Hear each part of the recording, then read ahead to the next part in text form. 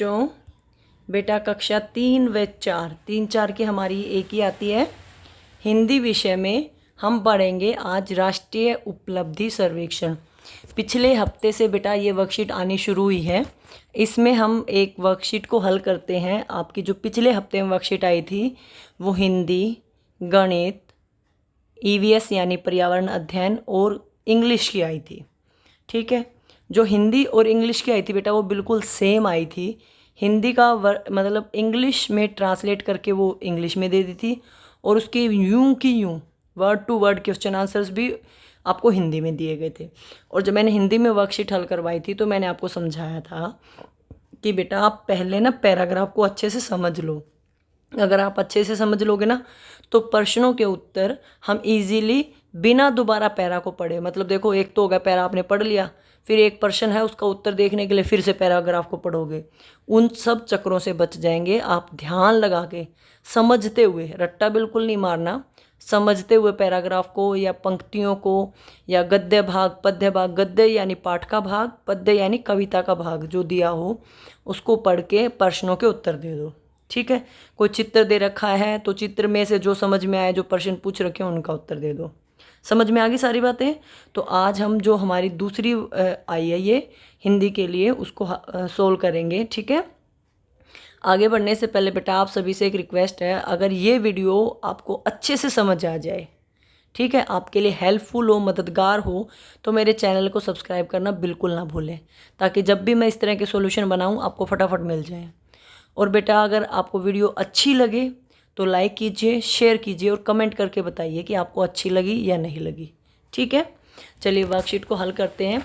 हमारा पहला प्रश्न है, निम्न दिए गए गद्यांश यानी गद्य का भाग जिसमें कविता नहीं होती, कविता से अलग कोई कहानी हो सकती है, कोई यात्रा संस्मरण मतलब यात्रा से संबंधी बातें हो सकती है, प्रस्ताव हो सकता है, कुछ पंक्तियाँ हो सकती हैं। ठीक है, गद्य भाग, पद्य भाग कविता से संबंधित होता है। इसको पढ़ना है और प्रश्नों के उत्तर देने हैं। हमारा है बेटा सालूर मर्दा। सालू मर्दा का क्या मतलब है? पेड़ों की माँ, ये हमारा शीर्षक है, मतलब इसका नाम है। सालू मर्दा कर्नाटक की रहने वाली थी। अब ये पता चल गया सालू मर्दा कोई लेडी है जो कहाँ की रहने वाली है? कर्नाटक की रहने वाली है। 10 साल की उम्र में ही उनकी शादी हो गई थी। अब ये पता चला उनकी शादी कब हुई? 10 साल की आयु में। पति चिकैया, अब उनके पति का क्या नाम है? चिकैया। दूसरों के खेतों में मजदूरी करते थे। कहाँ मजदूरी करते था? दूसरे लोगों के खेत में मजदूरी का काम करते थे। सालू मर्दा के बारे में पता चला, 10 साल की उम्र में उनकी शादी हो गई। उनके पति का नाम चिकैया जो मजदूरी का काम दूसरे के खेत में करते थे। गरीबी और अभाव, गरीबी यानी धन ना होना, गरीब होना, अभाव यानी कमी, किसी भी चीज़ की कमी के बीच में भी वह खुश थे, वह बहुत खुश थी। ठीक है, लेकिन शादी के 25 वर्षों बाद भी वह माँ नहीं बन सकी। मतलब बेटा उसके कोई संतान नहीं थी। शादी के 25 साल हो गए और उसकी कोई संतान नहीं हुई, कोई बच्चा नहीं हुआ। ठीक है, ये हर दिन ईश्वर से माँ बनने का वरदान मांगती रही। रोज़ कहती है भगवान मुझे औलाद दे दे, मुझे संतान दे दे, मुझे बच्चे दे दे, लेकिन उसकी इच्छा पूरी ना हुई। ठीक है, फिर उसने बरगद के पौधे लगाए। उसने क्या किया? किस चीज़ के पौधे लगाए? बरगद के पौधे लगाए। वह पौधों को ही अपने बच्चे की तरह देखभाल करती। तो अब बेटा बच्चे हुए नहीं तो वो पौधों की देखभाल बच्चे की तरह करने लग गई। समय पर पानी देती और जानवरों से बचाती। अगर जानवर खा जाएंगे तो पेड़ वहीं ख़त्म हो जाएगा, पेड़ को बड़ा भी तो करना है, इसीलिए वो पेड़ को पानी भी देती और जानवरों से भी बचाती ताकि कोई जानवर उनको खा ना ले। पहले साल 10, अगले साल 20, इस प्रकार सालू मर्दा ने 400 पेड़ लगाए बरगद के। पहले साल कितने लगाए? 10 लगाए, दूसरे साल 20 लगाए, और इस तरह करते करते उसने टोटल कुल कितने लगाए? 400 पेड़ लगा दिए बेटा। और किसके पेड़ थे? सारे बरगद के। ठीक है, सालू मर्दा का अर्थ होता है पेड़ों की पंक्ति। अब उन्होंने उसका नाम भी बता दिया, सालू मर्दा का नाम है पेड़ों की पंक्ति। हमें यह भी पता होना चाहिए। उन्होंने अपने नाम के अनुसार काम किया, मतलब उनका नाम था पेड़ों की पंक्ति और उसने बहुत सारे पेड़ लगा दिए बरगद के। उन्हें इस काम के लिए कई पुरस्कार भी मिले। उन्हें किस काम के लिए? बरगद के पेड़ लगाने के काम के लिए पुरस्कार भी मिला। ठीक है, तो इससे संबंधित प्रश्नों के उत्तर दे लेते हैं। प्रश्नों का उत्तर देने के लिए सही विकल्प बताना है। सालू मर्दा कहाँ की रहने वाली थी? याद करो, कर्नाटक की। पहला ही था हमारा, तो खा ऑप्शन है बेटा कर्नाटक। मैं सारे ऑप्शन इसलिए नहीं पढ़ती क्योंकि हम पहले ये याद करने की कोशिश करते हैं कि हमने जो पैरा पढ़ा उसमें इसका आंसर क्या था, फिर हम टिक उसी को करेंगे ना। कन्फ्यूज़ हो जाए, मान लीजिए एक जैसे दो आंसर लग रहे हो, तब तो ध्यान भी दें। सीधा जो आंसर हमें पता है उसी पे टिक कर दीजिए, हमारा ठीक है क्योंकि हमें पहले ही पता है। ठीक है, अगला है, गरीबी व अभाव के बीच भी वह क्या थी बेटा? खुश थी। खुश थी ना? खुश। देखिए सुखी लग रहा है ना इसके जैसा, लेकिन सुखी नहीं बेटा, वो खुश थी। हर दिन ईश्वर से क्या मांगती थी? माँ बनने का वरदान, क्योंकि उसकी कोई संतान नहीं थी। इसका घ ऑप्शन है माँ। सालू मर्दा ने कितने बरगद के पेड़ लगाए थे? पहले साल 10, अगले साल 20 और कुल कितने लगाए? 400। ठीक है, सालू मर्दा का क्या अर्थ होता है? पेड़ों की पंक्ति। सालू मर्दा का अर्थ पेड़ों की पंक्ति, आपका ख ऑप्शन। ठीक है, इस तरह से इसको पूरा कर लीजिए। वैसे देखिए इसने उन्होंने कंफ्यूज करने के लिए पेड़ों का समूह भी लिखा है, लेकिन सालू मर्दा का हम जो हमने पैरा पढ़ा था, पैराग्राफ लाइनें पढ़ी थी, उसमें दे रखा था पेड़ों की पंक्ति। इस तरह से पहला जो हमारा पंक्तियाँ थी, गद्य भाग था, वो पूरा हो गया। ठीक है, अगला बेटा नीचे लिखी कहानी। अब आपको कहानी पढ़नी है, ये बता भी रहे हैं, वो गद्य भाग था, गद्यांश था, गद्य का छोटा सा भाग, और अब कहानी। शाही का अंगूठा, अब शीर्षक क्या है इसका? इसका नाम क्या है? शाही का अंगूठा। शनिवार का दिन था। कौन सा दिन था बेटा? क्योंकि हमारे प्रश्न यही आ जाते हैं, कौन सा दिन था, तो अब हमें पता चल गया शनिवार का दिन था। स्कूल में अभिभावक शिक्षक संघ की मीटिंग चल रही है।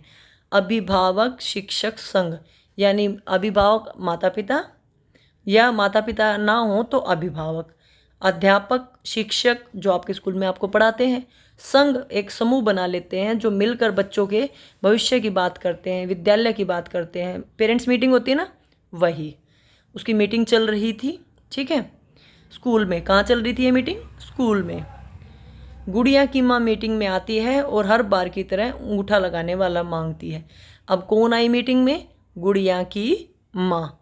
और जैसे कई लोग अनपढ़ होते हैं तो वो क्या करते हैं? अंगूठा लगाते हैं। उसके लिए जो पैड होता है, अंगूठा लगाने वाला पैड, उसका इस्तेमाल करते हैं। ठीक है, तो वह हर बार की तरह, मतलब वो इसका मतलब पहले भी आती थी और अंगूठा लगाने के लिए वो मांगती थी। ठीक है, अंगूठा लगाने वाला मांगती है। तभी मैडम कहती है, गुड़िया आपने अब मम्मी का नाम लिखना नहीं सिखाया। गुड़िया के पास कोई जवाब नहीं था। तब मैडम कहती है, गुड़िया तूने अपनी मम्मी को नाम लिखना नहीं सिखाया। तो गुड़िया के पास कोई जवाब या उत्तर नहीं था। तो गुड़िया के पास इस बात का कोई जवाब नहीं था क्योंकि गुड़िया ने अपनी माँ को नहीं सिखाया था।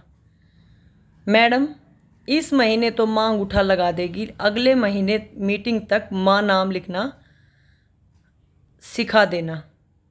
तो मैडम ने कहा, किसको कहा? गुड़िया को, कि इस महीने तो तुम्हारी मम्मी अंगूठा लगा देगी, लेकिन अगले महीने जब मीटिंग होगी तो तुम्हारी मम्मी को नाम लिखना आना चाहिए अपना। ठीक है, ये बात उन्होंने किसको बोली? अब ये भी हो सकता है मैडम ने ये बात किसको बोली थी? गुड़िया को। मम्मी को नहीं, गुड़िया की, मम्मी को नहीं, गुड़िया को।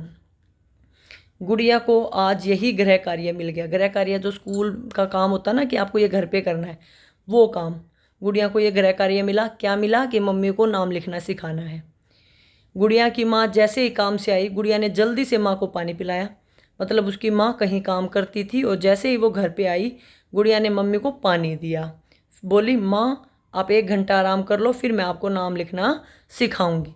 तो गुड़िया ने कहा, जैसे उसकी मम्मी आई कि मम्मी अभी आप आए हो, थक गए होगे, आप आराम कर लो और उसके बाद मैं आपको आपका नाम लिखना सिखाऊंगी। माँ बोली, हाँ ठीक है। फिर मम्मी ने भी हाँ कर दिया कि हाँ ठीक है। अब गुड़िया रोजाना अपनी माँ को नाम लिखना सिखाती। अब गुड़िया ने क्या काम शुरू कर दिया? रोज मम्मी काम से आती तो नाम लिखना सिखा देती।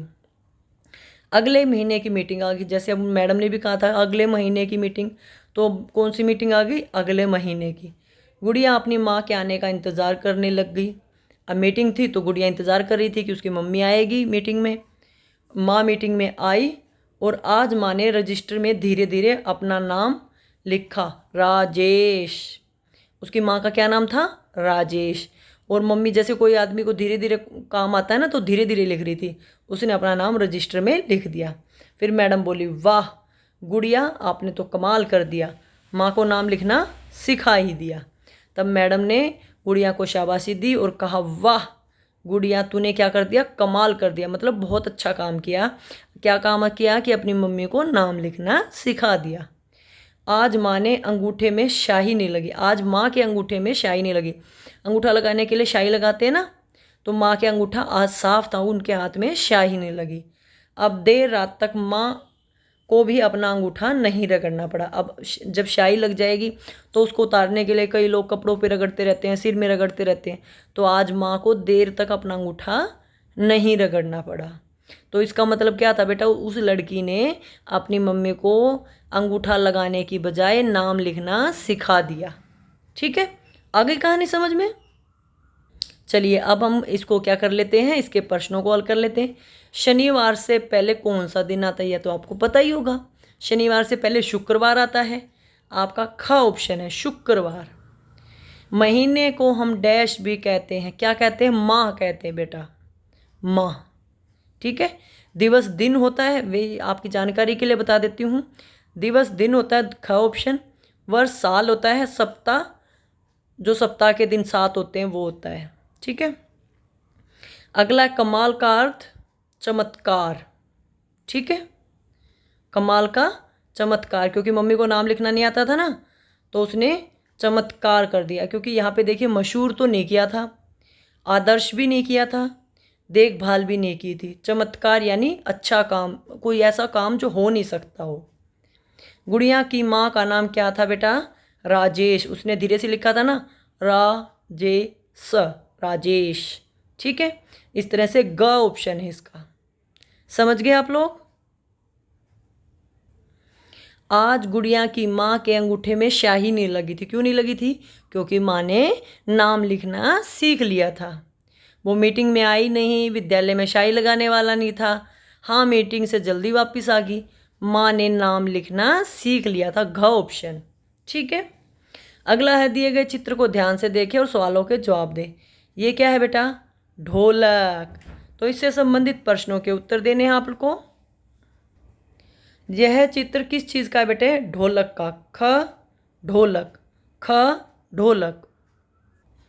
ढोलक एक वाद्य यंत्र होता है बेटा, वाद्य यानी बजाने वाला, संगीत से संबंधित बजाने वाला वाद्य।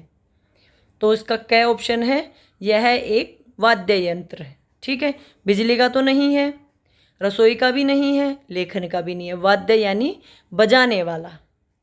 यह यंत्र डैश रंग का होता है। अगर आपने देखा हो तो आप कहीं पे ढोलक होगा जो किस रंग का होता है बेटा, बताओ, काला और सफ़ेद, सलेटी, सफ़ेद, काला, सलेटी रंग का होता है बेटा। ठीक है, जो हमारे यहाँ चित्र भी दिखाया उसमें किस रंग का है, सलेटी। देखिए ये कौन सा रंग है बेटा, सलेटी रंग है।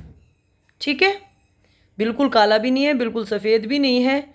और अगर आप इसको वैसे काला सफ़ेद भी कह सकते हो, लेकिन वैसे हमें ये भूरे रंग का होता है। अगर आप बिल्कुल ध्यान से देखेंगे ना, जो असली होता है वो ऑप्शन नहीं है, इसलिए आप इसको काला सफ़ेद भी कह सकते हैं, सलेटी भी कह सकते हैं। ठीक है, यहाँ पे मैंने इसको सलेटी रंग बताया है। ठीक है, का ऑप्शन सलेटी रंग, काला और सफ़ेद रंग के। अब देखिए बेटा, अगले में इन्होंने कह दिया काला और सफ़ेद रंग के खालिस्तान है, इसका मतलब हमें सलेटी रंग नहीं, काला और सफ़ेद रंग लेना है ढोलक का। अगले प्रश्न को पढ़ने से ये बात पता चली। ठीक है, क्योंकि वहाँ पे ये इसीलिए दिया है ताकि हमें पता चल जाए। काला और सफ़ेद रंग के क्या होते हैं, जैब्रा क्रॉसिंग, श्यामपट्ट और चौक, चीता, उपरोक्त सभी। देखिए बेटा, जैब्रा क्रॉसिंग होता है, श्यामपट्ट और चौक भी काला सफ़ेद होता है, चीते में थोड़ा सा कम होता है, लेकिन अगर ये दोनों होते हैं तो हमें ये भी लेना पड़ेगा। इसका आंसर है घ, उपरोक्त शब्द भी, चीता भी, श्यामपट्ट चौक भी, जैब्रा क्रॉसिंग भी। इस यंत्र से मिलता जुलता एक शब्द बताइए। सितार, गुल्लक, गमला, सूतली। देखिए, सितार बजाने का ही होता है, गुल्लक पैसे जमा करने की होती है, गमले में पौधे लगाते हैं और सूतली धागा होता है बेटा। तो यहाँ पे इसका क है, क्योंकि ये बजाने का ही होता है, इससे मिलता जुलता। ठीक है, समझ आ गया आपको? हमारी वर्कशीट हो गई हल, सारे क्वेश्चंस पूरे हो गए। वीडियो देखने के लिए आपका बहुत बहुत धन्यवाद।